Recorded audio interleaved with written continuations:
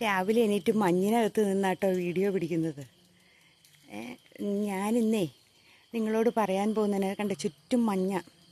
ഇന്ന് പറയാൻ പോകുന്നത് എന്നാന്ന് വെച്ചിട്ടുണ്ടെങ്കിൽ, ഇന്നലെ വൃശ്ചിക മാസം 1-ാം തീയതി അല്ലായിരുന്നോ? അപ്പം ശബരിമല സീസണായില്ലേ, മാലയിടുന്ന അവസരമായി. ശബരിമലയ്ക്ക് പോകാമെന്ന് പറഞ്ഞാൽ ഒരു അനുഭൂതി തന്നെയല്ലേ. പിന്നെ മാല അയ്യപ്പൻ്റെ മുദ്രയാകുന്ന ആ മാല കഴുത്തേലിട്ട് ശബരിമലയ്ക്ക് പോകുക എന്ന് പറഞ്ഞിട്ടുണ്ടെങ്കിൽ ഒരു ദൈവാനുഗ്രഹം തന്നെ അതിന് പോകാൻ പറ്റുക എന്ന് പറഞ്ഞാൽ.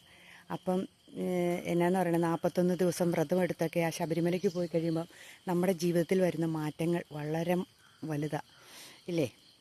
ഒത്തിരി മാറ്റങ്ങൾ വരുത്താൻ സാധിക്കും. ആ മുദ്രയായിട്ട് നമ്മുടെ കഴുത്തേൽ ആ മാല കിടക്കുമ്പം ഒക്കെ ഒരു അനുഭൂതിയാണ് നമുക്ക് ഇല്ലേ. പണ്ട് അയ്യപ്പന്മാരെയൊക്കെ കാണുമ്പോൾ സ്വാമി ശരണം എന്നുള്ള ആ പറച്ചിലും ഒക്കെ ഒന്ന് നമ്മളൊന്ന് ചിന്തിച്ച് നോക്കിക്കേ. കുഞ്ഞു മാളികപ്പുറങ്ങളും വലിയ മാളികപ്പുറങ്ങളും ഒക്കെ ആയിട്ട് ശബരിമലയ്ക്ക് പോകുന്ന ചെരുപ്പും ഒന്നും ഇടാതെ ഇല്ലേ. അവരുടെ ജീവിത രീതി തന്നെ എന്തൊരു നിഷ്ഠയോടു കൂടിയായിരുന്നു. രാവിലെ എണീറ്റ് കുളിച്ച് സ്വാമി ശരണമൊക്കെ പറഞ്ഞ് അതിരാവിലെ അല്ലേ, പിന്നെ ബ്രാഹ്മമുഹൂർത്തത്തിലൊക്കെ എഴുന്നേറ്റുള്ള അവരുടെ ആ രീതികളും ഒക്കെ ഒന്ന് ഓർത്ത് നോക്കിയേ. നമുക്ക് നമ്മുടെ ജീവിതത്തിൽ ഒത്തിരി മാറ്റങ്ങൾ വരുത്തണമെങ്കിൽ 21 ദിവസം ശ്രമിച്ചാൽ മതി എന്നാണ് പറയണത് ഇല്ലേ. അപ്പം നമ്മുടെ ജീവിതത്തിൽ ഒത്തിരി മാറ്റങ്ങൾ വരുത്താൻ സാധിക്കും. പക്ഷേ 41 ദിവസം ഒരു വ്രതം എടുക്കുകയാണെങ്കിൽ അത് നമ്മുടെ ജീവിതം തന്നെ മാറ്റിമറിയുമെന്നാണ് പറയുന്നത്. അതായത് എന്നാന്ന് വെച്ചാൽ നമുക്കെന്തെങ്കിലും നമ്മുടെ ജീവിതത്തിൽ നിന്ന് മാറ്റങ്ങൾ വരുത്താൻ ഉദ്ദേശിക്കുന്നുണ്ടെങ്കിൽ ഈ 41 ദിവസം നമ്മൾ വ്രതം എടുത്താൽ മതി.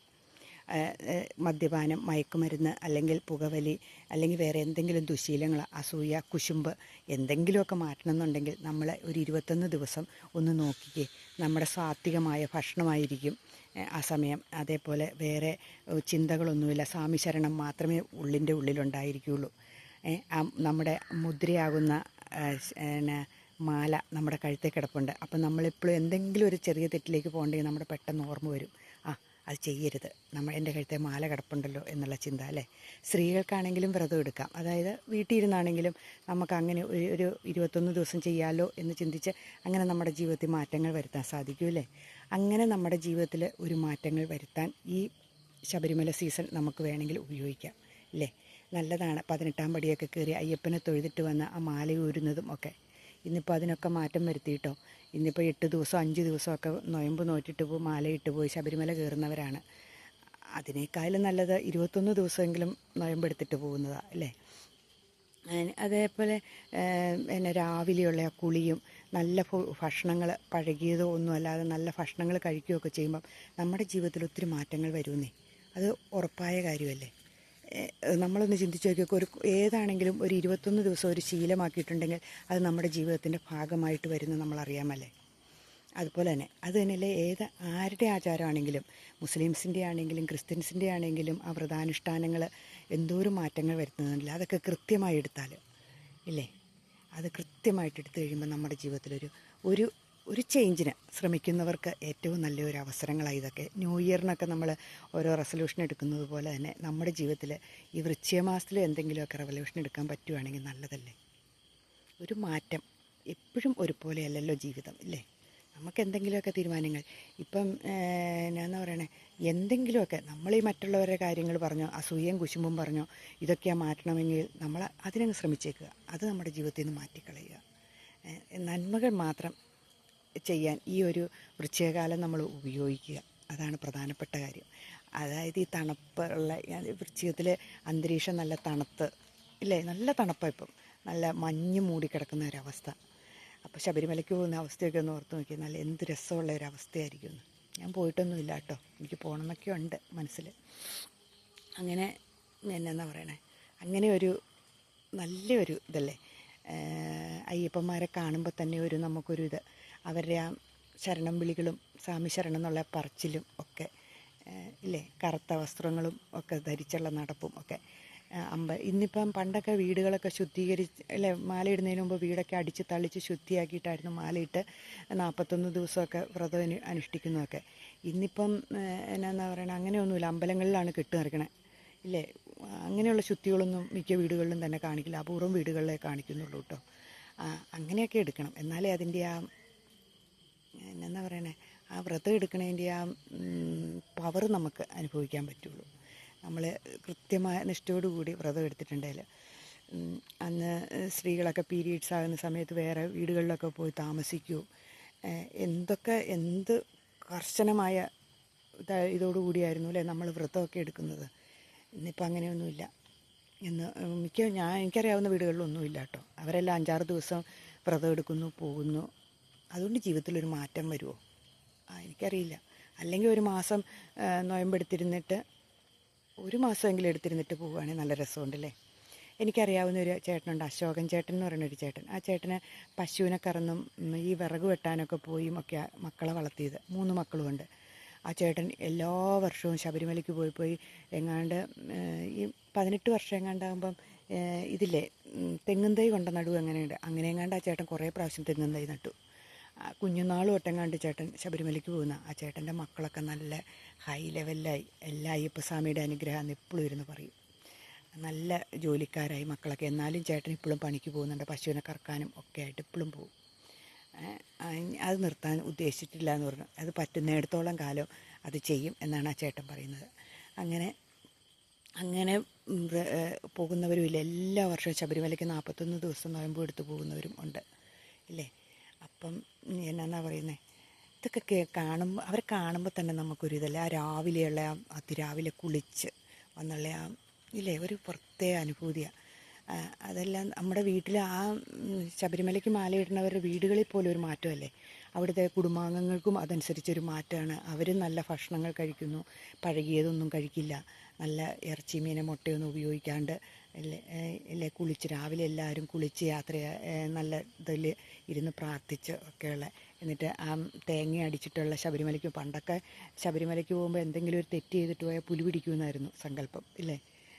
ഒരു തെറ്റും ചെയ്യാതെ ഇങ്ങനെ ശബരിമലയ്ക്ക് തേങ്ങ അടിച്ചിട്ടൊക്കെ പോയി കഴിയുമ്പോൾ വീട്ടിലുള്ള ഒരു കൂട്ടക്കരച്ചിലായിരിക്കും. പുലി പിടിക്കുമോ എന്ന് ഓർത്തുകൊണ്ട് പ്രാർത്ഥിച്ചുകൊണ്ടിരിക്കും. ഇന്നിപ്പോൾ അങ്ങനെയൊന്നുമില്ല. പോയിട്ട് പിറ്റേ ദിവസം തന്നെ തിരിച്ചു വരും. പണ്ടൊക്കെ എത്ര ദിവസം കഴിഞ്ഞിട്ടല്ലേ കഞ്ഞിയും കറിയും ഒക്കെ വെക്കാനുള്ള പാത്രങ്ങളും അതിനുള്ള അരി സാധനങ്ങളും എന്തോ ഒരു കെട്ട് ഇരുമുടിക്കെട്ട് എന്ന് പറയുന്നത് എന്ത് വലിയ കെട്ടായിരുന്നു. എന്തൊക്കെ സാധനങ്ങൾ കൊണ്ടുപോകുമായിരുന്നു അല്ലേ ശബരിമലയ്ക്ക് പണ്ട് പോകുന്നവർ. എത്ര ദിവസം കഴിഞ്ഞിട്ടാണ് തിരിച്ചു വരുന്നത്. ഇന്നിപ്പോൾ പോയിട്ട് എന്നാ പറയണേ, പോയി അന്ന് തന്നെ തിരിച്ചു വരുന്നവരെ എന്തോരം പേരാണ് കിടക്കണേ ഇല്ലേ.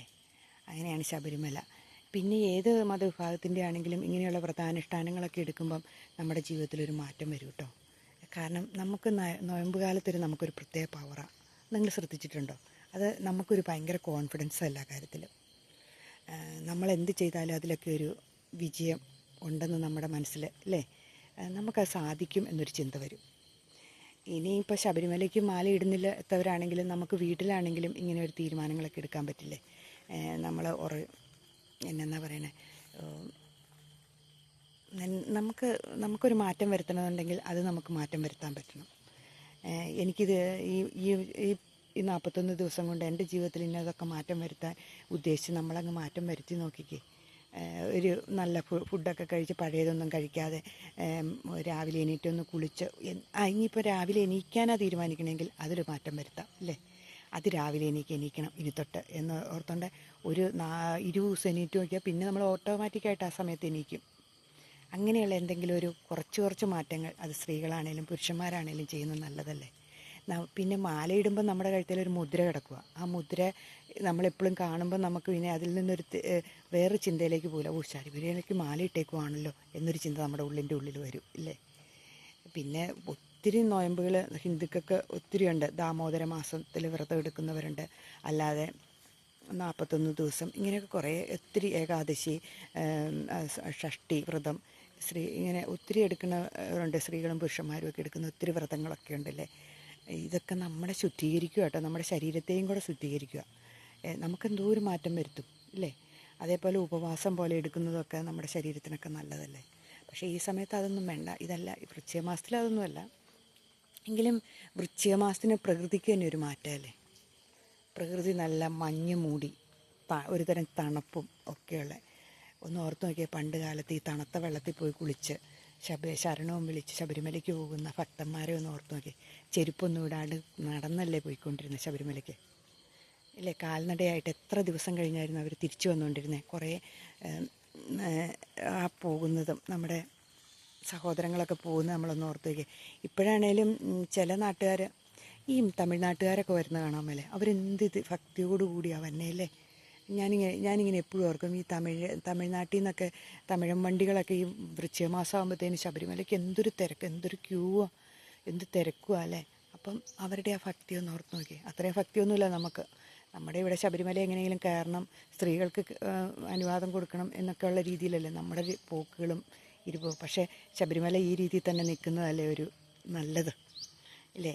ആ ആചാരത്തോടു കൂടി നിൽക്കുന്നതാണ് നല്ലത്. അതായത് സ്ത്രീകൾക്ക് 50 വയസ്സ് കഴിഞ്ഞ് കയറാം എന്നുള്ള ആ രീതി, അത് പണ്ട് കാലം തൊട്ട് നിൽക്കുന്ന ആ രീതിയാണ് ഏറ്റവും നല്ലത്. കാരണം അതിൻ്റേതായ മാറ്റം വരുത്തിക്കഴിഞ്ഞാൽ ഇത്രയും പവിത്രത തോന്നില്ല. നമ്മളിലുള്ള വിശ്വാസം അങ്ങ് നഷ്ടപ്പെടും ഇല്ലേ. വിശ്വാസം നഷ്ടപ്പെടില്ലായിരിക്കും, അത് ഞാൻ പറഞ്ഞ തെറ്റായിരിക്കാം. വിശ്വാസം പോവില്ല, പക്ഷേ നമുക്കൊരു പണ്ടത്തെ എത്രയും എന്നാന്നാ പറയണേ പവിത്രത നമുക്ക് ലഭിക്കില്ല. അപ്പോൾ ഇത്രയൊക്കെ ഉള്ളൂ. അപ്പോൾ രാവിലെ ഈ മഞ്ഞിൽ നിന്നൊരു വീഡിയോ എടുത്തേക്കാന്ന് വെച്ചു. നല്ല മഞ്ഞ, ഇച്ചിരി മുമ്പ് എൻ്റെ അടുത്ത് നിന്നാൽ പോലും കാണില്ലാത്ത രീതിയിലുള്ള മഞ്ഞായിരുന്നു, എന്നെ കിട്ടില്ലായിരുന്നു. അപ്പോൾ ഞാൻ ഇച്ചിരി കുറഞ്ഞു കഴിഞ്ഞപ്പോൾ ഞാൻ ഇറങ്ങി വന്നു. അപ്പോൾ എല്ലാവർക്കും നല്ലൊരു ദിവസം ആശംസിക്കുന്നു.